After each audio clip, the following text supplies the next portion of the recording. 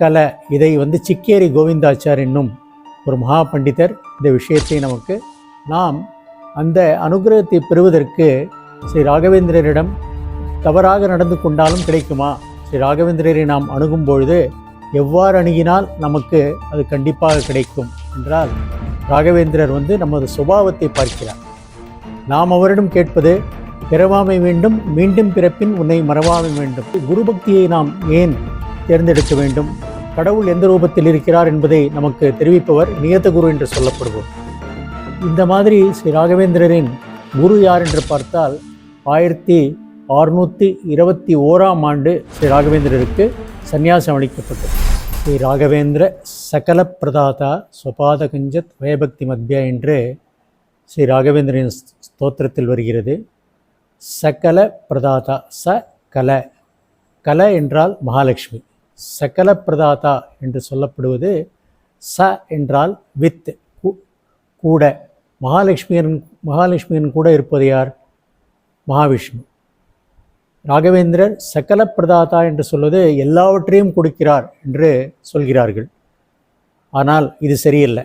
ராகவேந்திரர் நாம் ஒரு விண்ணப்பத்தை அவரிடம் சமர்ப்பித்தால் அதை வாயுதேவர் ஆஞ்சநேயரிடம் கொடுத்து, ஆஞ்சநேயர் அதை மகாலட்சுமி வித் மகாவிஷ்ணுவிடம் கொடுத்து, அது பரிசீலனை செய்யப்பட்டு நமக்கு அனுகிரகமாக வழங்கப்படுகிறது.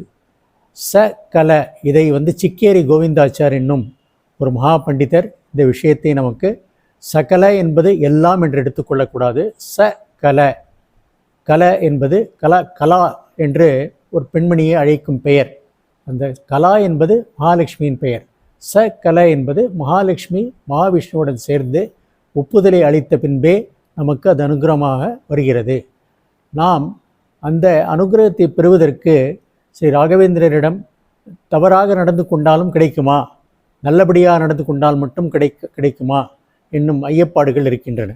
ஸ்ரீ ராகவேந்திரரை நாம் அணுகும் பொழுது எவ்வாறு அணுகினால் நமக்கு அது கண்டிப்பாக கிடைக்கும் என்றால், ராகவேந்திரர் நமது சுபாவத்தை பார்க்கிறார். சுபாவம் நாம் எந்த மோட்ச நிலைக்கு நாம் செல்லும் அருகதை நமக்கு இருக்கிறதா, நாம் விஷ்ணு பக்தர்களா, நாம் ஆஞ்சநேயர் பக்தர்களா என்பதை முதலில் பரிசீலனை செய்கிறார். இவனுக்கு இந்த அனுகிரகத்தை கொடுப்பதால் இவனுடைய விஷ்ணு பக்தி மேலும் வளருமா, வாயு பக்தி மேலும் வளருமா என்பதை பரிசீலனை செய்கிறார். அதனால் நாம் ராகவேந்திரரை அணுகும் பொழுது நமக்கு விஷ்ணு பக்தி, ஆஞ்சநேய பக்தி மேன்மேலும் வளர வேண்டும் என்பதை நாம் அதை விண்ணப்பமாக கேட்டாலே போதும். ஆட்டோமேட்டிக்காக நமக்கு மற்ற சலுகைகள், நமக்கு இந்த உலகத்தில் கிடைக்க வேண்டிய அனுகிரகங்கள் தானாக சேரும். நாம் எதையும் அவரிடம் கேட்க அவசியமே இல்லை. நமக்கு என்ன வேண்டும் என்பது ராகவேந்திரருக்கு தெரியும். நாம் அவரிடம் கேட்பது பிறவாமை வேண்டும், மீண்டும் பிறப்பின் உன்னை மறவாமை வேண்டும்.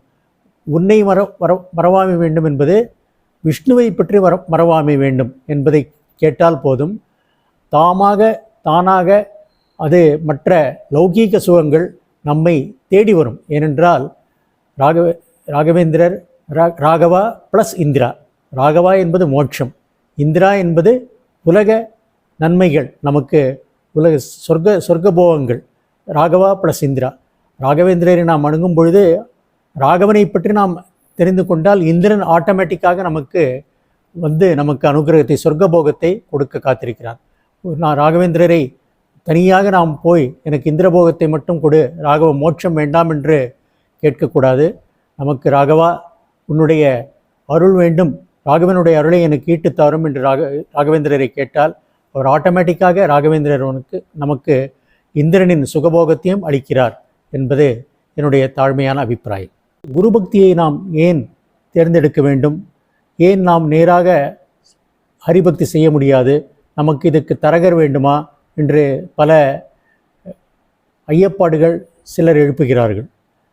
இது மத்வ மதத்தில் நமக்கு பிரத்யட்சமான குரு வேண்டும். நியத குரு என்று சொல்லப்படும் நமக்குள் இருக்கும் ஓர் கடவுள் எந்த ரூபத்தில் இருக்கிறார் என்பதை நமக்கு தெரிவிப்பவர் நியத குரு என்று சொல்லப்படுபவர்.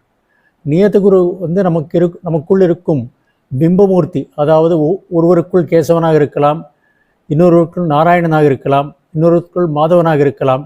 அது யார் என்று நமக்குள் எக்ஸ்ரேஸ் பிடித்து பார்ப்பது போல் நம் உள்ளத்துக்குள் நம்முடைய ஜீவனுக்குள் எந்த பிம்பமூர்த்தி இருக்கிறார் என்பதை சொல்லி அந்த நாமத்தை நீ உச்சரித்து கொண்டே இரு என்று சொல்லி நமக்கு வழிகாட்டுவர் இந்த நியதகுரு. எப்படி நம்மை நாமே எக்ஸ்ரே எடுத்துக்கொள்ள முடியாது, அதற்கு ஒரு எக்ஸ்ரே டெக்னீஷியன், ஒரு எக்ஸ்ரே நிபுணர் வேண்டும். அதை போன்று குரு நமக்கு இந்த மாதிரி ஒரு நியதகுரு என்பவர் நமக்கு பிம்பமூர்த்தியை நமக்கு காட்டி கொடுக்கிறார்.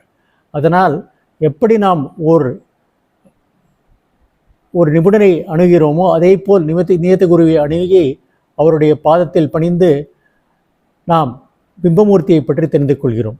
அதனால் தானே நமக்கு வழிகாட்டி கொள்ள முடியாது, இன்னொருவர் வேண்டும் என்பதற்காகத்தான் இந்த நியதகுரு நமக்கு தெரிந்தால்தான் நமக்குள் இருக்கும் பிம்பமூர்த்தி நமக்கு ஒரு காட்சியை அளிப்பார். இதை அபரோக்ஷம் என்று சொல்கிறார்கள். இந்த அபரோக்ஷத்தை பார்த்தால்தான் நமக்கு பிறகு நாம் மற்றவர்களுக்கு கைடாக இருக்க முடியும், ஒரு வழிகாட்டியாக இருக்க முடியும். இந்த மாதிரி குருவின குலாம ஆகுவ தனக்கா துரையுதல்ல முக்தி என்று தாசர்கள் பாடியிருக்கிறார்கள். அதுவரைக்கும் நமக்கு அவருடைய குருவுக்கு நாம் அடிமையாகும் வரை நமக்கு முக்தி என்பது கிடைக்காது என்பதை மிக அற்புதமாக தாச சாகித்யத்தில் விளக்கியிருக்கிறார்கள். ஸ்ரீ ராகவேந்திர சுவாமிகளும் கடைசியாக ஒரு தாச சாகித்யம் இந்து எனக கோவிந்தா என்று பாடி குருபக்தியை பற்றி நமக்கு துல்லியமாக விளக்கியிருக்கிறார். இந்த மாதிரி ஸ்ரீ ராகவேந்திரரின் குரு யார் என்று பார்த்தால் ஸ்ரீ சுதீந்திர தீர்த்தர். இந்த சுதீந்திர தீர்த்தர் நவபிருந்தாவனத்தில் பிருந்தாவனமாகியிருக்கிறார். இவர்தான் ஸ்ரீ ராகவேந்திரருக்கு ஆசிரமம் அளித்து அவருக்கு சிறப்பு அளித்தார். 1621ஆம் ஆண்டு ஸ்ரீ ராகவேந்திரருக்கு சந்நியாசம் அளிக்கப்பட்டது. 1623ஆம் ஆண்டு இவர் பீட்டாதிபதியானார். 1671ஆம் ஆண்டு பிருந்தாவனமானார். இந்த சுதீந்திர தீர்த்தர் இவரை ஐடென்டிஃபை செய்து இவருக்கு சம்சாரத்திலிருந்து மன வாழ்க்கையை மேற்கொண்ட ஸ்ரீ ராகவேந்திரரை, நீ உன்னுடைய சேவை ஆன்மீக உலகுக்கு தேவை என்று சொல்லி இவருக்கு சந்நியாசம் கொடுத்து இவரை நமக்கு அறிமுகப்படுத்தி கொடுத்த ஸ்ரீ சுதீந்திர தீர்த்தருக்கு மிகவும் இவர் ராகவேந்திர குருபக்தி கொண்டு நவபிருந்தாவனத்திற்கு சென்று இவரை வழிபட்டு அவருக்கு ஆராதனைகள் செய்து இந்த மாதிரி பெரும் தொண்டு ஆற்றியிருக்கிறார்.